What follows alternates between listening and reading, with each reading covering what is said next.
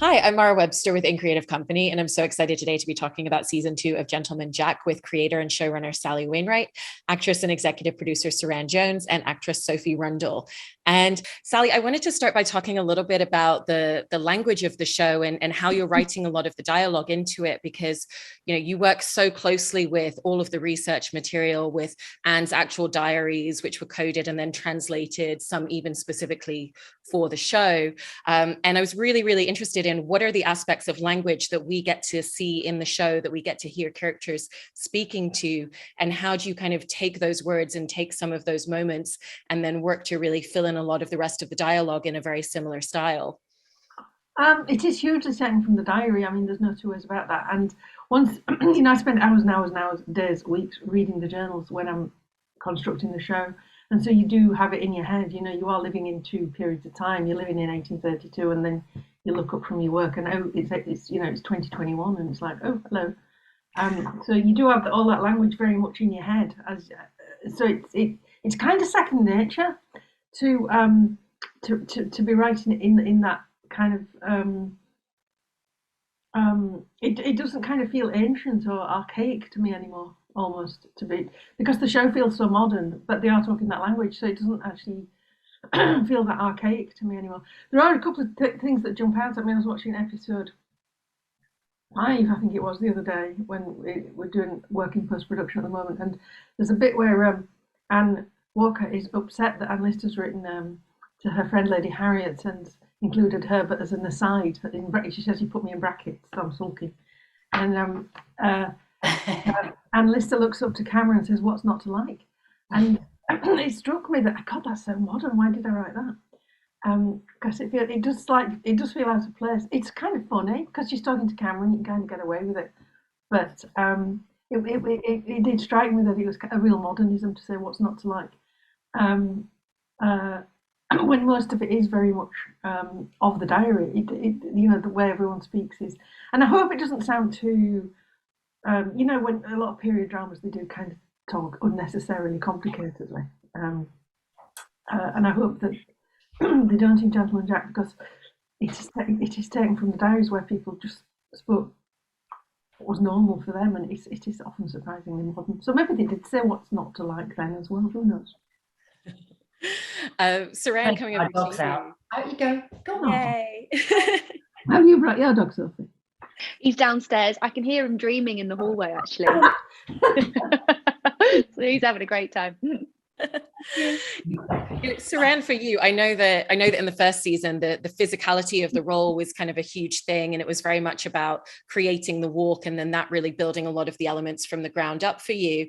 And I was actually really interested, as an extension of that, about a lot of the physical motions and scenes that really reflect her, intellect and the speed at which her mind is moving, because it feels like there's a lot of moments where she's interacting with people and she's very fluid and in motion, even when she's in conversation. And, she's kind of intellectually already on to the next thing before they've even finished a conversation. And so how did those elements inform some of the smaller details of the physicality of her as a character for you? I think it's. I think Sally and I worked together on what our Anne Lister would be, and I think Sally had this idea that she needed energy, and she wanted to blast us into the world. So there was a drone shot moving us into episode 1 of season 1, and then the walk kind of had to match the power of that, and then the cane twirling and the hat tipping and all these things that they're almost like she never stops moving. So she's not looking at her watch. She has to be getting a book out, or she has to be touching something else, or taking an item of clothing off, or or telling someone else what to do. So she's a step. It tells the story of her being super smart, without me actually having to be super smart. And it's the fact that she is a whirlwind in everyone else's life, and that people can't quite keep up with her. It enables us to see that she's a polymath. She's sucking in information at every aspect of her day, and we know that from the diary, because she's so detailed about every single thing, that the weather, the time, when she ate, when people spoke to her. so that's it's a filmic way of expressing how amazing she was as a character.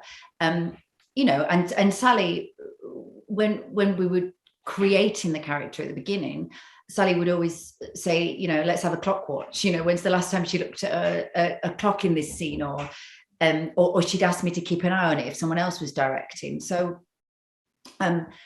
it's amazing. I think the difficulty I found in this second season was that it was done in the pandemic, so we were stopping, starting filming. And actually, the first season, we were on a roll, and we were able to build on it and keep working with her, and then we could get the nuances because we'd gone so big with the big expressions. So I did find that more difficult, because once you take your foot off the Anne Lister, speedway, that certainly now it's like Anne Lister on speed, because she's got the wife and the money and oh, I like your cup. Thanks. What's your that's cup? a pretty great one too. I've got mine as well. Yes. From the fans. Let's see yours. It's Power of the Dog. Oh, I thought it was us. Oh, I wish. From your cup. It could be. It could be. I'm just going to tell everyone that now. So there was a lot of challenges with this, but I think there was a lot of scenes with me and Soph this time round. So we were able to find the humor, the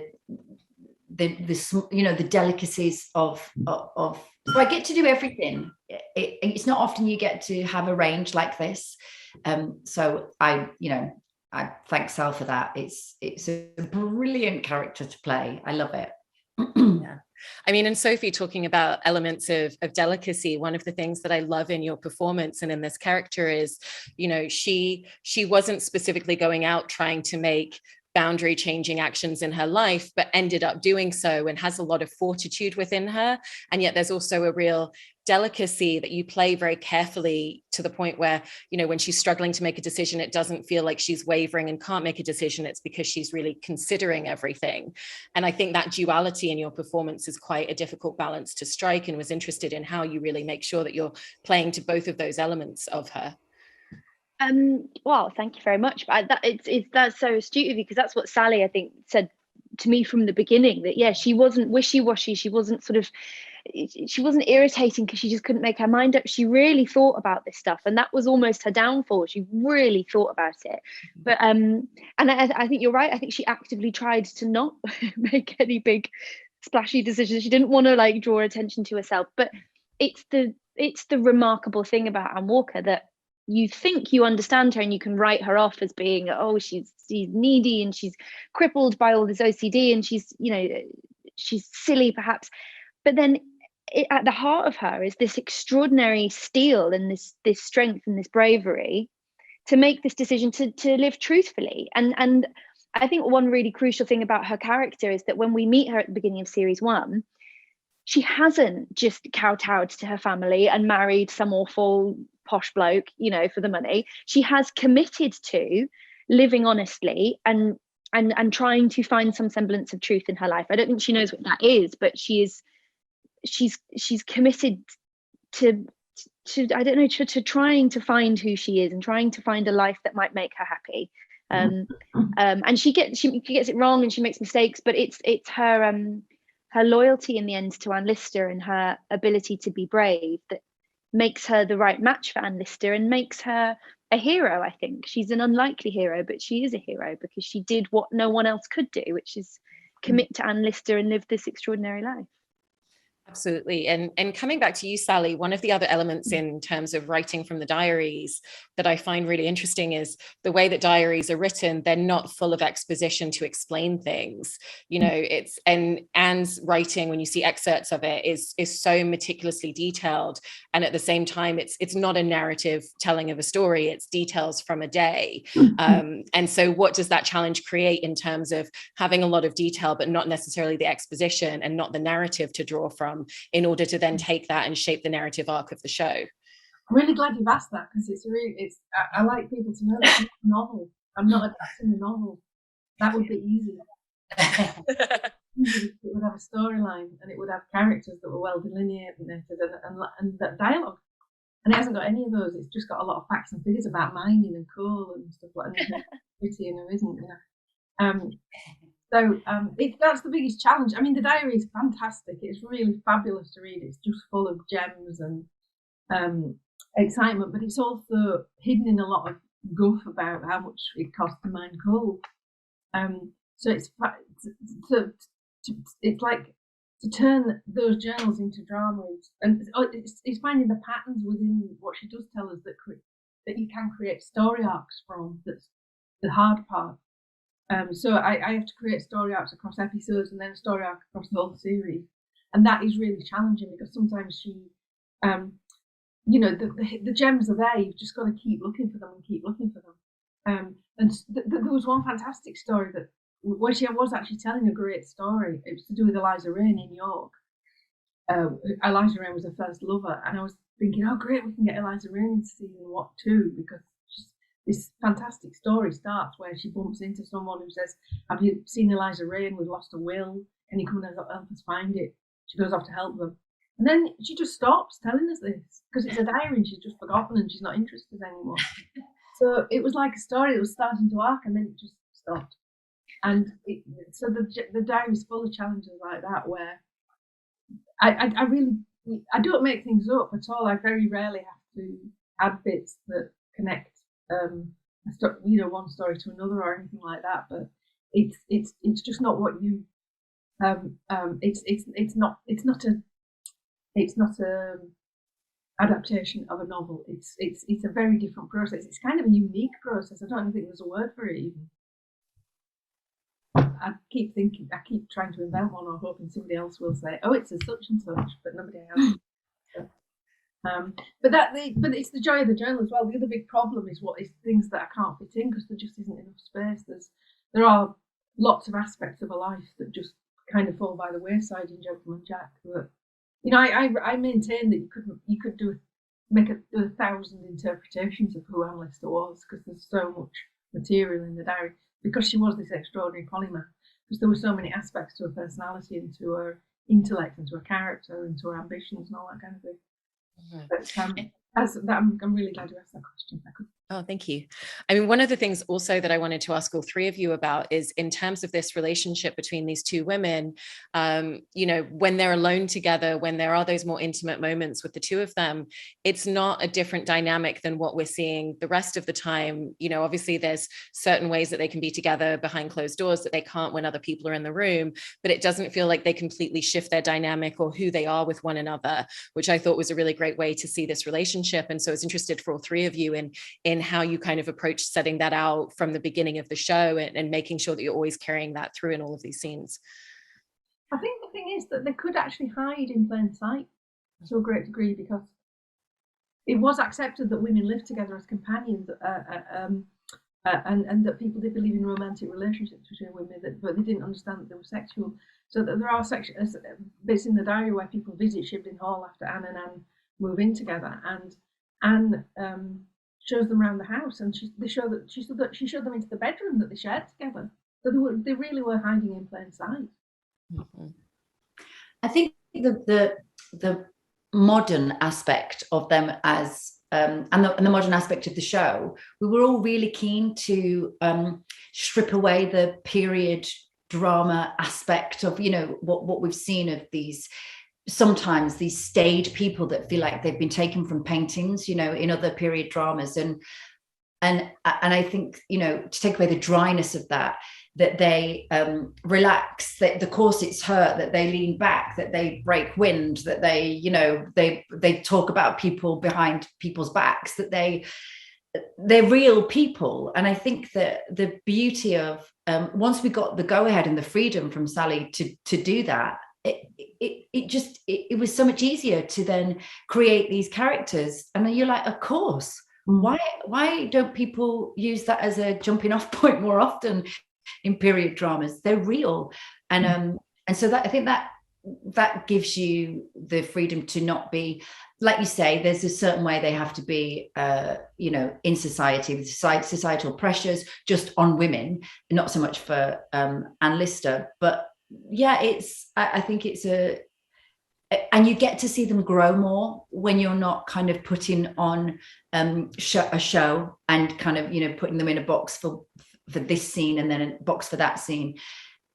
It tightens the coil a little bit more because they are who they are, and they're difficult, interesting, fragile, excitable people, you know, and I think that all helps drive the narrative as well and the story that we're trying to tell.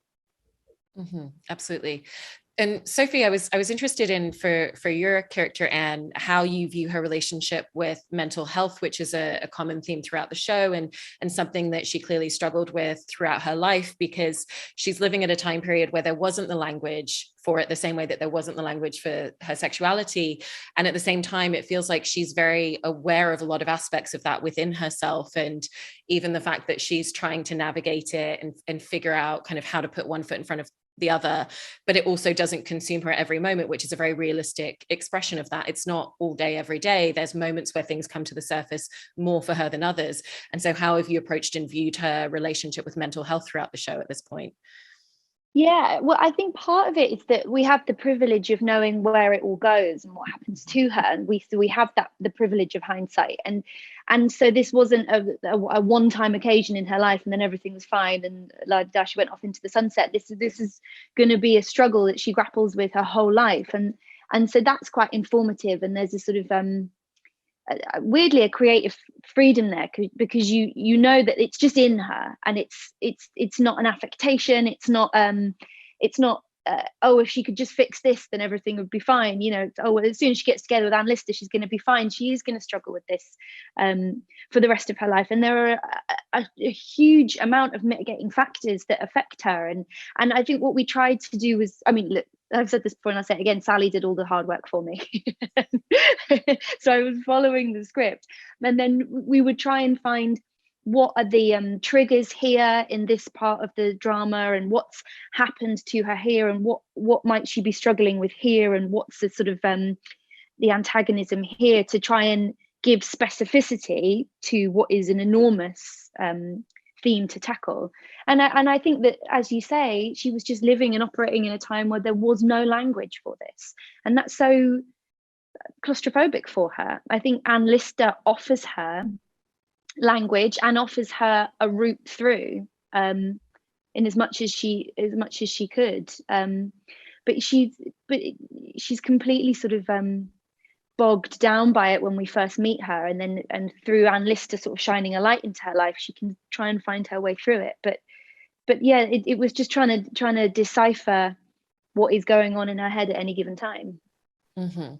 And Sally, I kind of wanted to come back to you and talk a little bit more about the visual language in terms of the directing of the show, and going off the back of what you were saying earlier about really wanting that modernity. And it feels like a lot of the camera choices, even, you know, the opening drone shot in season 1 that Suranne was mentioning earlier, really is led by Anne Lister as a character.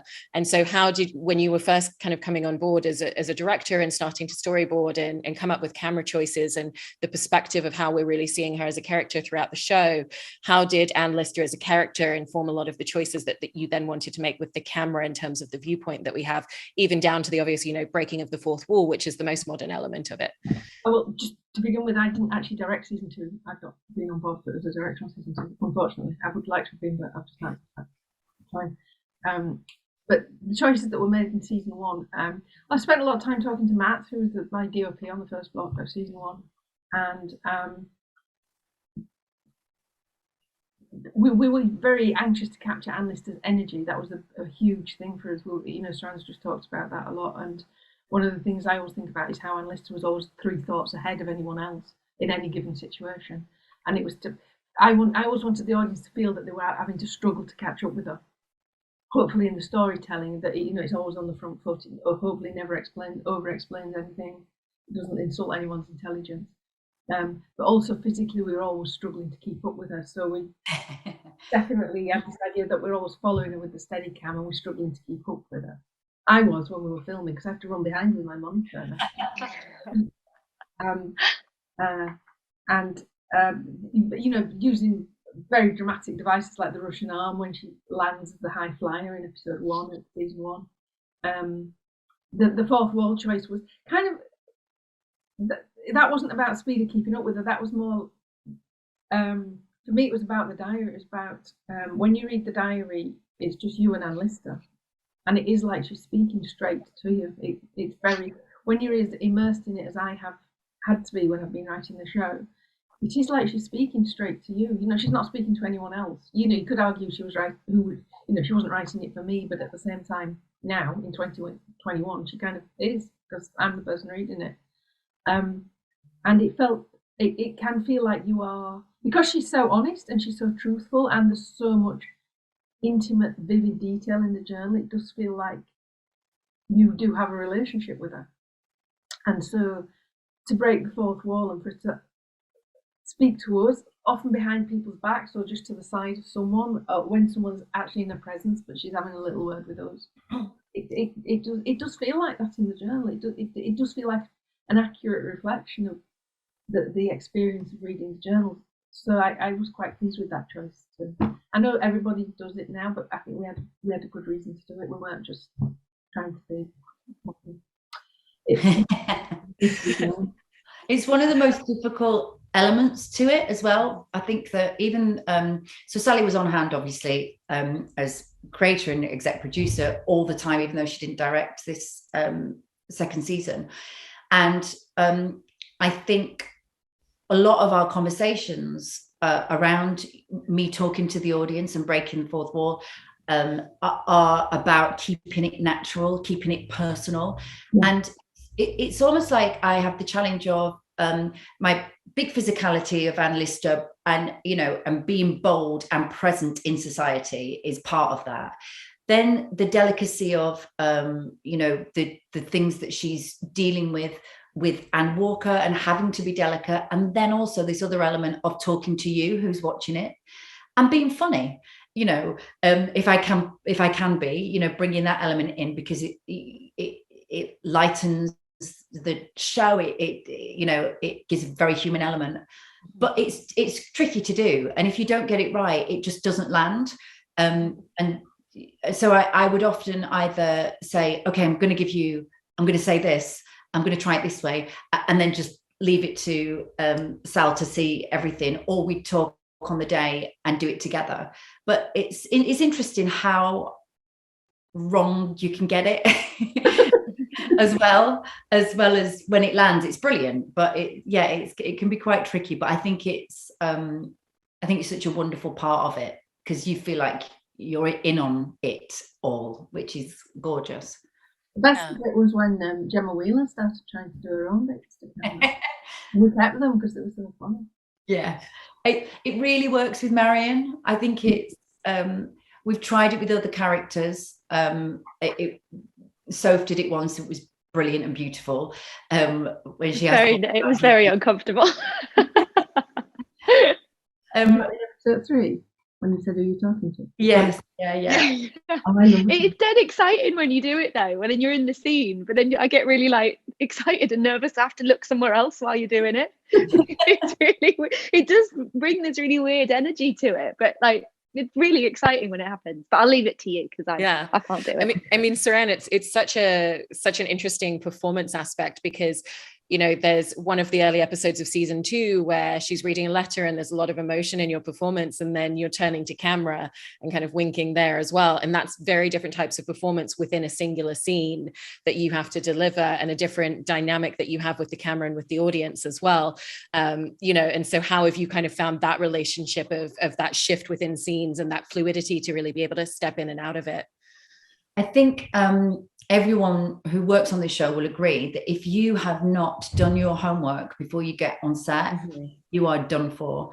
And sometimes I think it's really hard to do your homework, because you try, but when you're doing the amount of scenes we're doing, by the time you get to Friday and you know you've learned all of these scenes, and you've been working at this pace, and you've been trying to get all these elements in to make it what it is.